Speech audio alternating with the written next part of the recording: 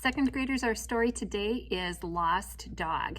If you have not coded your paragraphs already, please pause me to do that now. All right, second graders, we are going to read Lost Dog together. I'm going to read it with you today, and I would like you to turn your voices on to a 1 or maybe a 2 and read with me. So put your finger on the first word, Lost Dog. Here we go. One day, Erica came home from school to find that her dog Zach was not at home. Zach had made a hole under the fence and had run away. Erica and her dad looked everywhere for Zach. They walked all around the neighborhood. They looked high and low. Up at the top of the next column, paragraph 2. "We are lost too," said Erica's dad. Then Erica saw Zach. "It's okay, Dad," said Erica. "Zach will show us the way home. Look, he's sniffing his way back home right now."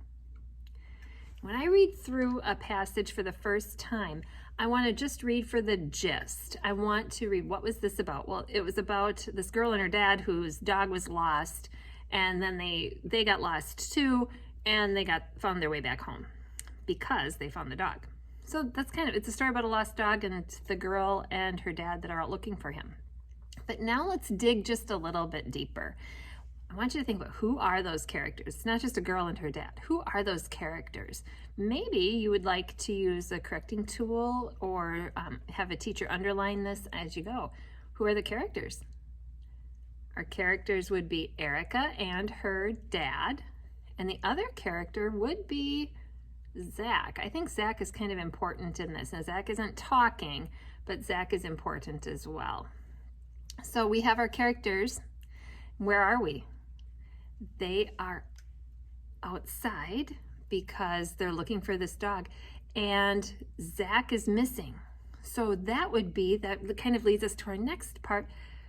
They're outside, and it's daytime, but our problem then is that Zach is missing. And how do they solve the problem? Well, they go searching, don't they? So what's happening at the beginning? They realize that Zach dug a hole under the ground and Zach is missing. So then in the middle, what do? They go looking for Zach, but they have a problem too. And what's the problem that Erica and her dad have? Can you say it out loud? 1, 2, 3. Everybody blurt. Okay, no, stop. They get lost too, don't they? But they're still searching for Zach, and they find Zach. And then are they worried about being lost anymore? No, they're not, because Erica knows that Zach can lead them home. So then they all get home safely together. So what you're going to be doing is, you can talk about this more if you want. I put a graphic organizer on the next slide. But remember, when you are doing a summary is really short, and we're kind of just talking now about being able to remember and comprehend what you've read.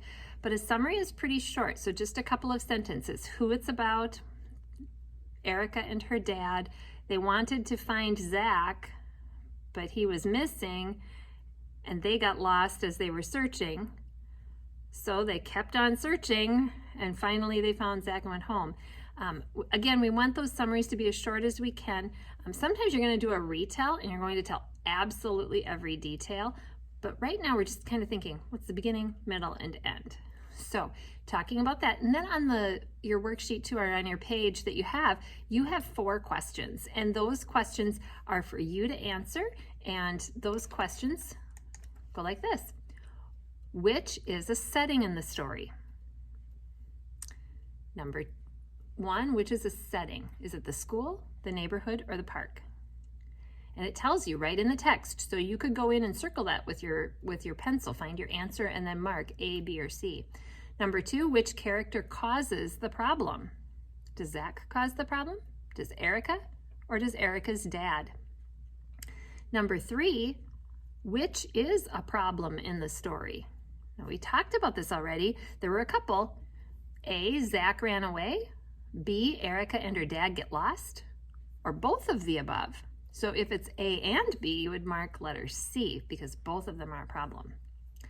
And number 4, how does Zach solve a problem? A, he shows the way home. B, he gets Erica lost. Or C, he makes a hole. Now he does all of those things. So let's go back and reread that question carefully. How does Zach solve a problem? So remember, when we solve it, we're looking at the solution. All right, boys and girls, complete this sheet. And again, as you're doing your read to self and as you're reading fiction stories, make sure you're thinking about the problems and how those characters work to solve those problems. It helps us be better readers because then we really understand what we are reading. Have an awesome day.